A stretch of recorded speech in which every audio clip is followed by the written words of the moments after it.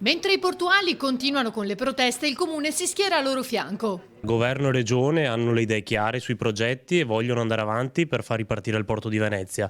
A Roma non si sa cosa stiano attendendo, stanno attendendo ancora molto, ma insomma dobbiamo arrivare a una soluzione prima possibile, perché gente che non prende la cassa integrazione da mesi o gente che è a casa da marzo non può più aspettare, ma ha bisogno di lavorare.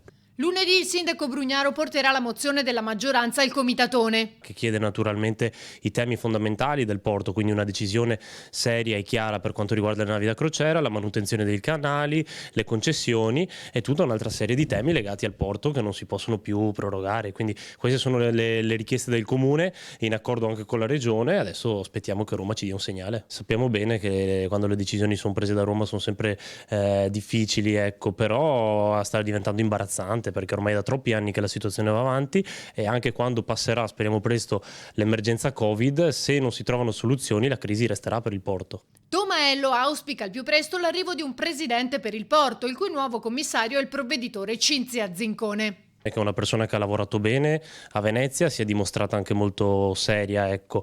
Solamente che è un commissario Porto di Venezia, per programmare il futuro, per avere certezze deve avere un presidente. Auspico che sia una persona preparata, competente, con voglia di lavorare, che possa prendersi a cuore i tanti lavoratori che sono a casa e le tante persone che hanno voglia di investire e di credere ancora a Venezia. Io spero, l'auspicio finale è che comunque dal governo arrivi un segnale, da noi c'è la massima disponibilità.